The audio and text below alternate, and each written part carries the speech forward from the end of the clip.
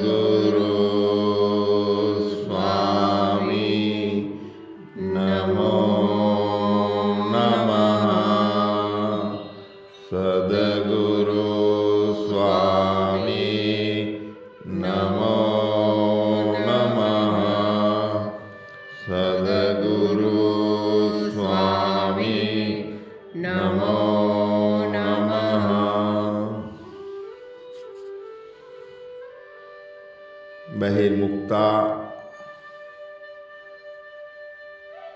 માંથી અંતર્મુક્તામાં આવીએ અને પોતામાં સ્થિતિ કરવાની એક યાત્રા છોડી અને પોતાનામાં સ્થિત રહીએ।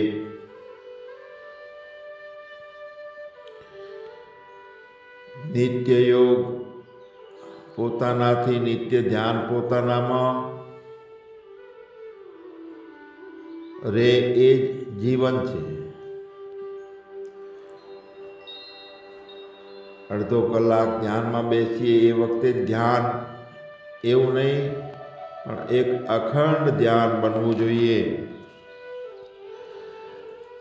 એ અખંડ ધ્યાનની યાત્રામાં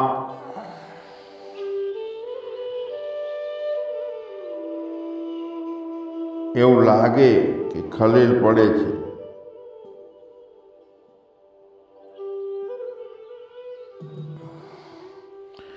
જીવન આખું અખંડ ધ્યાનમાં, અખંડ સમાધિમાં કેમ નથી રહેતું? તો પહેલાં તો એ લક્ષ્ય આપણું હોય કે ટેમ્પરરી ધ્યાન નહીં, પરમેનન્ટ ધ્યાનમાં પ્રવેશ કરવો છે। જાગ્રત અવસ્થામાં, સ્વપ્ન અવસ્થામાં, સુષુપ્તિમાં સતત પોતે પોતાના સ્વરૂપમાં રહીએ, આત્મા સ્વરૂપમાં રહીએ,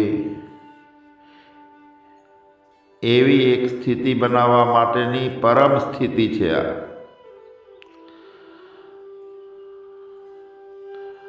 તો આવી સ્થિતિ બનાવવા માટે થોડા સજગ બનીએ।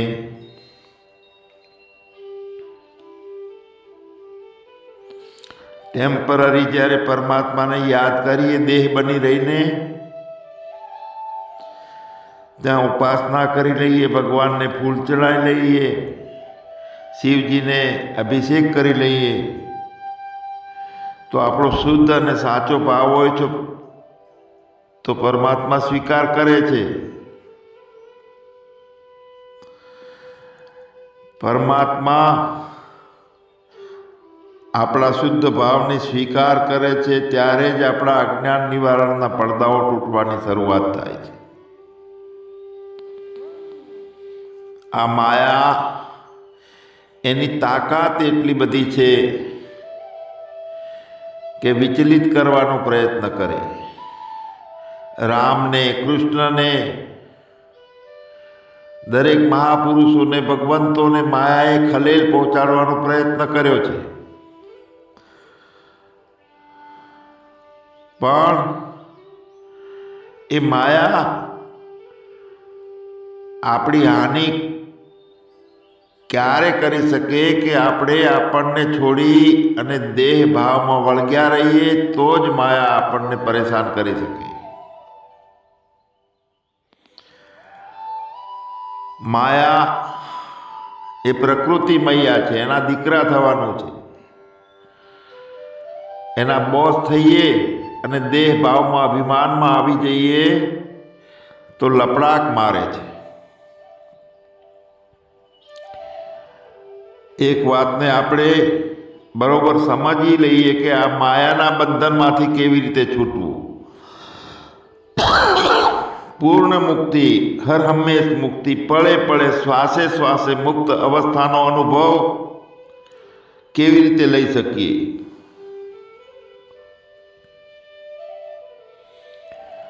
ધનવાન ક્યારે કહેવાઈએ? કે ધનને વધારે પ્રમાણમાં આપણે પ્રાપ્ત કરીએ ત્યારે ધનવાન કહીએ છીએ. ઐશ્વર્યવાન ત્યારે કહેવાઈએ કે આપણું ઐશ્વર્ય સોળે કળાએ ખીલેલું હોય. એમ જ્ઞાનવાન, આત્મવાન આપણે ક્યારે કહેવાઈએ? કે જ્ઞાન નામનું ધન કાયમી પ્રાપ્ત કરી લીધેલું હોય આપણે, તો એ આપણી પોતાના સારા શ્રવણથી, સારા નિશ્ચયથી અને સદગુરુદેવની કૃપાથી આ થઈ શકે.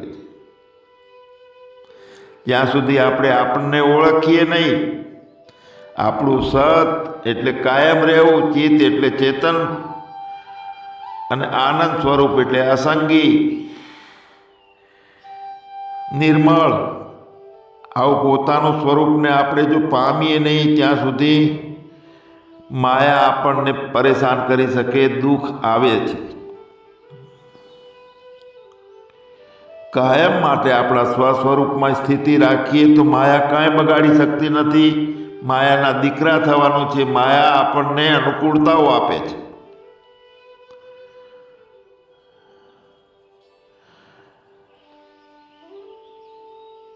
આચાર્યો, ભગવંતો, સદગુરુદેવની કૃપાથી આપણને બોધ પોતાના સ્વસ્વરૂપનો મળી જાય કે હું કેવો છું, હું કોણ છું. પણ આ બોધ છે એ પણ સિદ્ધાંત બનતો નથી.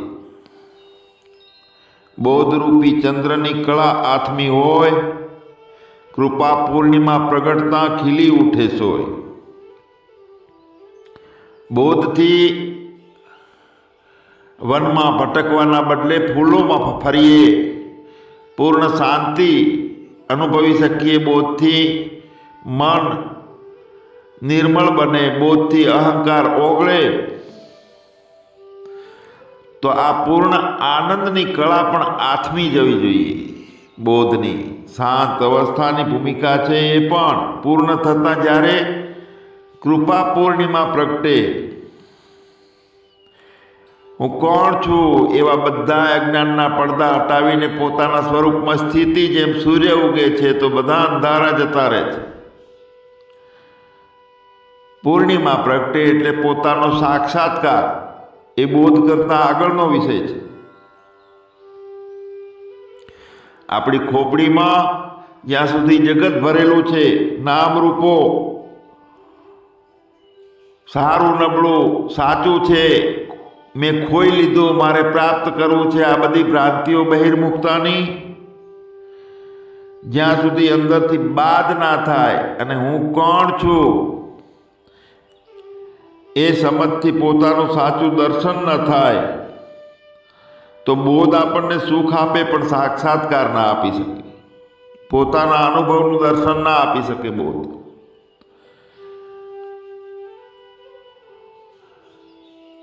માયા કાયમ માટે છે, આપણી જ ઊભી કરેલી માયા, અને આપણને એ ફસાવી દે આપણી કચાશ હોય તો.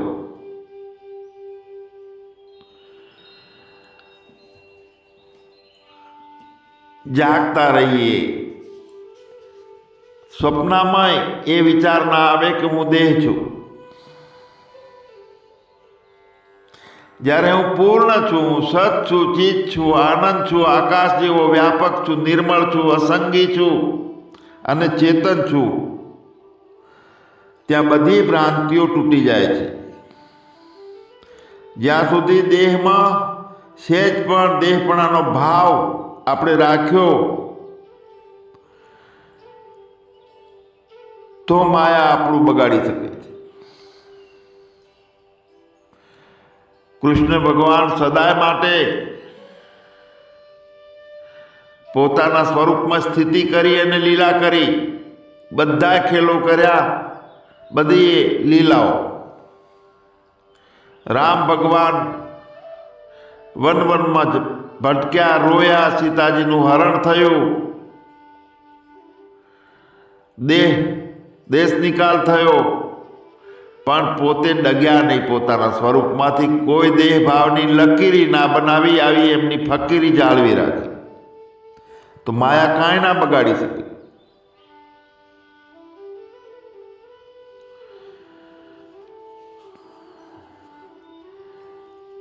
સામે જગત છે, મનુષ્યો છે, પ્રાણીઓ છે, વનસ્પતિ છે, કેટલાય જીવો છે, આ બધી જ માયા છે. અને પળે પળે ડગલે ડગલે આપણને સ્વસ્વરૂપમાંથી, સ્થિતિમાંથી વિચલિત કરે. પણ કેટલો દ્રઢ નિશ્ચય પોતાનો હોય કે આપણે એમાં અડોળ રહી શકીએ. વ્યવહારમાં સતત આપણું જીવન વણાયેલું રહે છે. એટલે ઘડીએ ઘડીએ દેહ આવે છે કે હું દેહ છું, મારું આ ગામ છે, મારી આ સંપત્તિ છે, આ મારો સંસાર છે, જ્ઞાનનો આ મારો વૈભવ છે, અજ્ઞાનની આ મારી તકલીફો છે. આ બધા વિષયો પળે પળે પળે આવે છે.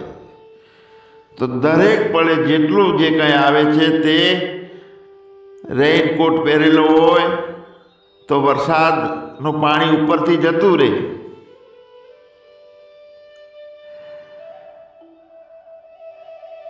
માયા કાંઈ અસર ના કરી શકે.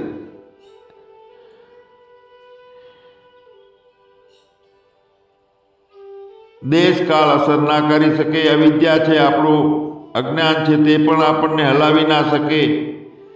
પણ જ્યારે આપણે પોતાના મહિમામાં નિત્ય મસ્ત રહીએ, પોતાને આપણે છોડીએ, પોતાનો મહિમા છોડી દઈએ, તો માયા આવી થઈ જાય. આ જન્મ મરણના ચક્રમાંથી અવિદ્યાને સારી રીતે જાણી લીધેલી હોય કે કેવી રીતે આ વિદ્યા ઉત્પન્ન થઈ.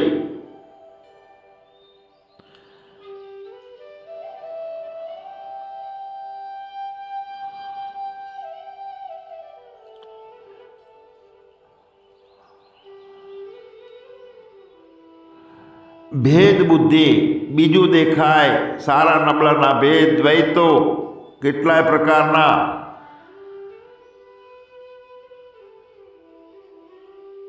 જેટલા જેટલા દ્વૈતો જણાય છે તે માયા છે.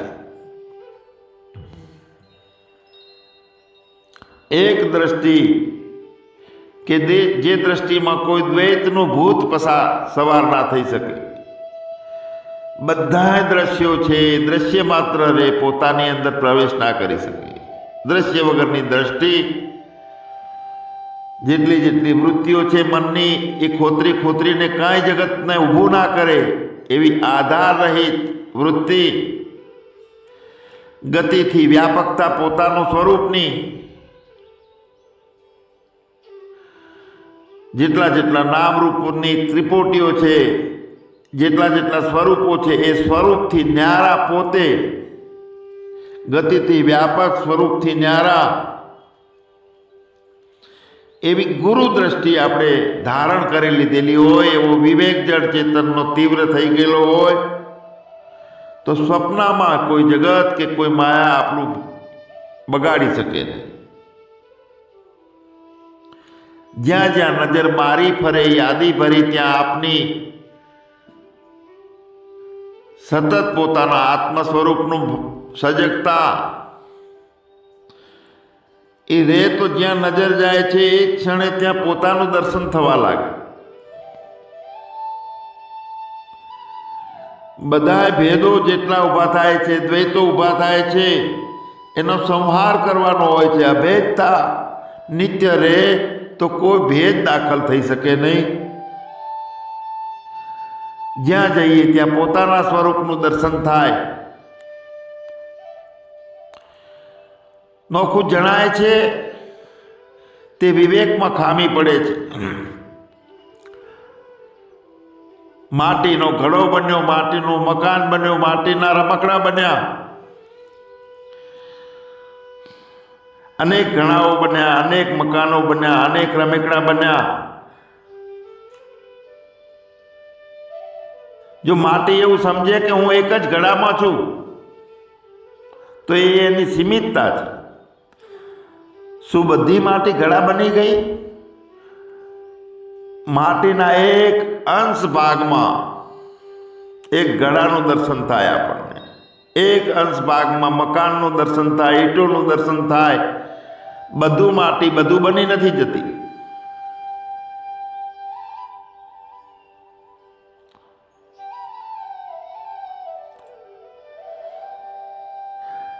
એક ઘડાની અંદર માટી પોતાને જોવે તો બીજા ઘડામાં પોતે છે, બીજા મકાનમાં પોતે છે, ઈંટોમાં પોતે છે. બધે પોતાનું દર્શન કેમ ના થાય? ગુરુ દ્રષ્ટિથી જોવાનું છે, વિવેક ધારીને જોવાનું છે, જળ ચેતનનો નિવેડો કરીને.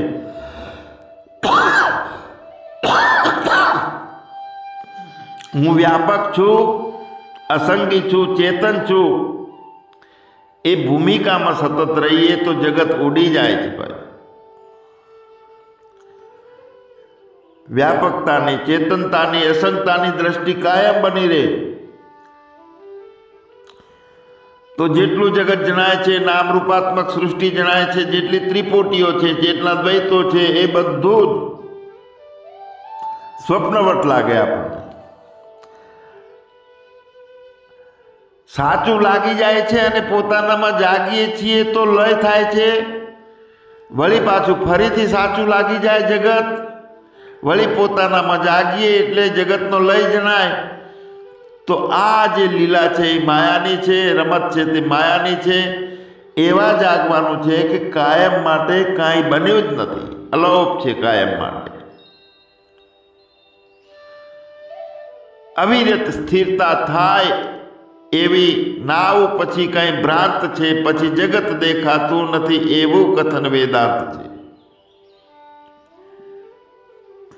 ભેદની ત્રિપુટીનો સંહાર, અભેદતાનું પોતાની ધારણા, ત્યારે આપણને એવું લાગે કે હું મુજને વંદન કરું, સદગુરુ મુજ સ્વરૂપ.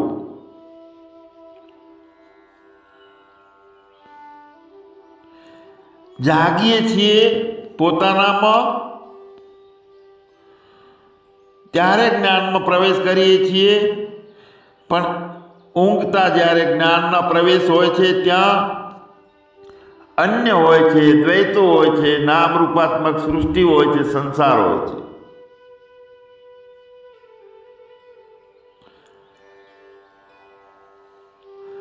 જોઈએ પોતાનામાંથી સૃષ્ટિનું નિર્માણ થયું છે અવિદ્યાની જ્ઞાન વૃત્તિથી, ઇન્દ્રિયોના થતા જ્ઞાનની વૃત્તિથી પોતે જગત પોતાનામાં ઊભું કરી લીધું. પોતે વ્યાપક, ચેતન અને અસંગી રહી અને જોઈએ તો મયી સકલમ જાતમ, મારામાંથી બધું ઉત્પન્ન થાય છે વૃત્તિથી, અને વૃત્તિથી જ્ઞાન થાય છે. જ્યારે આપણને પોતાને છોડી અને દેહ છીએ, બીજા છીએ, એ ભાવથી જ્યારે જોવા જઈએ છીએ ત્યારે ભ્રમ ઊભો થાય છે, ભ્રાંતિ છે કે હું સૂતો છું, હું જાગું છું, હું જીવું છું, મને દુઃખ છે. પણ પોતાનામાં જાગી લઈએ, સાચા અનુભવી લઈએ કે પોતે જ છે, બીજું કાંઈ છે જ નહીં. વૃત્તિ છે તે બીજ છે, વિચાર છે તે બીજ છે. તો પ્રથમ વૃત્તિ છે એટલે જગત જણાય છે, વિચાર છે એટલે જગત જણાય છે. તો જુઓ, વૃત્તિ અને વિચાર બન્યા વગર તમે જુઓ છો તો જગતમાં અને આપણામાં કોઈ ભેદ નથી, અભિન્નતા છે. પણ વચ્ચે માયા ઊભી થાય, દેશ ને કાળની રચના કરે, સારા નબળાના ભાવો, ચિત્ર વિચિત્ર અનુભવો, હું સુખી છું, દુઃખી છું ના ભાવો ઊભા કરાવે છે અને વિચિત્રતા ઊભી કરી નાખે છે. પણ જો એક વખતનું સમજી લઈએ કે આ માયાવી ઈશ્વર એની પોતાની ઈચ્છાથી આ સૃષ્ટિની રચના કરી નાખી, જેમ જાદુગર પોતાની ઈચ્છાથી જાદુ બનાવે છે, માયાનો ખેલ ચાલુ છે, અને આપણે કાચા હોઈએ છીએ તો માયામાં ફસાઈએ છીએ. માયાનો તિરસ્કાર નથી કરવાનો, માયાને પકડવાની નથી. ન ત્યાગો ન ભોગો વરન જાગો, પોતાનામાં જાગતું રહેવાનું છે.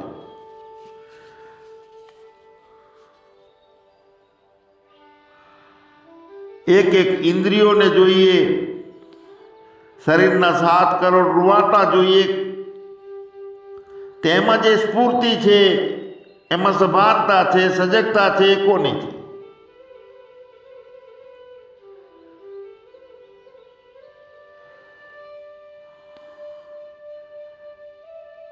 પોતાની ચેતનતા છે. પોતાની ચેતનતા, ચેતનની ચેતનતા છે. એ ચેતનતા કાનમાં જાય છે, આંખમાં જાય છે, ચામડીમાં જાય છે, જીભમાં રસના બની જાય છે, અને અલગ અલગ કાર્યો થતા જણાય છે. આંખ જોવે છે, નવદેહની આ નગરીમાં 5 જ્ઞાનેન્દ્રિયોથી જે કંઈ પ્રભા રેલાય છે, જે જ્ઞાન રેલાય છે, જે અનુભવો કરીએ છીએ, તે ચિત્ર વિચિત્ર ભાવો એ માયા દેખાડે છે. પણ પોતાનું જાણવું છે એ પોતાનું છે, તે માયા નથી દેખાડતી. માયાની તાકાત નથી કે જ્ઞાતપણું આપણું ઊભું કરી શકે, કે જ્ઞાતપણાને બાદ કરી શકે. બાદ થાય છે તો આપણને દેહ માન્યા છે, એટલે જ્ઞાતપણું પોતાનું સચ્ચિદાનંદ રૂપે હોવું તે ભૂલાય છે. હું દેહ છું. તો જ્યાં જ્યાં આપણે હું જાણું છું, હું જાણું છું, હું જાણું છું આ ભાવ આવે છે, એ ઇન્દ્રિયોથી થતા જ્ઞાનના કારણે આવે છે. પણ હું જાણું છું, જાણવું છે એ પોતાનું છે. જાણનારો એક છે, અનેક નથી. જો આપણને દેહ, બુદ્ધિ, ચાલવાવાળા, શ્વાસ લેવાવાળા 5.5 ફૂટના મળમૂત્રના કોથળા અથવા તો શૂન્ય જે કંઈ માન્યું, આ સ્ત્રી છે, મારી છે, આ વંશ છે તે મારો છે, આ કુળ છે તે મારું છે, એ મોહ, તો અહમતા, મમતા અને વાસનાના મોહમાં બધાય ભ્રાંતિમાં પડી અને પોતાના સ્વસ્વરૂપને ખોઈ દીધું છે અને માયામાં અટવાઈ ગયા છે. માયા એક મહાન શક્તિ છે, એનો એક વિલાસ છે આ મોહ, મારું, તારું, રાગ, દ્વેષ, અને આ બધાનો સંહાર કરવાનો છે. તો પોતાનામાં જાગીએ તો બધું જ સ્વપ્નવત લાગશે.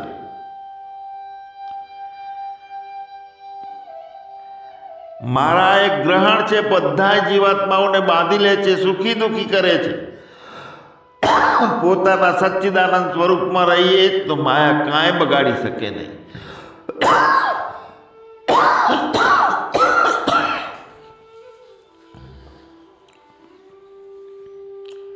પોતાનામાં જાગીએ. ભૂતકાળની સ્મૃતિ ઊભી થાય છે તે માયા કરે છે, પણ પોતાનું જ્ઞાતપણું છે તે પોતાનું છે.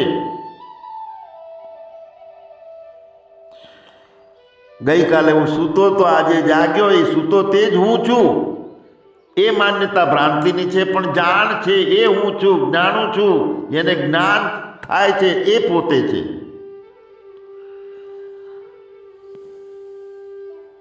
જાગ્રત, સ્વપ્ન, સુષુપ્તિ અવસ્થાઓ બદલાય છે એવું લાગે છે, પણ જેને બધી અવસ્થાઓનો આધાર છે એવું જ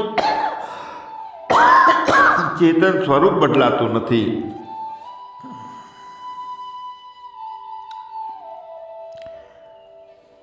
કાર્યકારણના ભાવથી ઉપરામ થઈ અને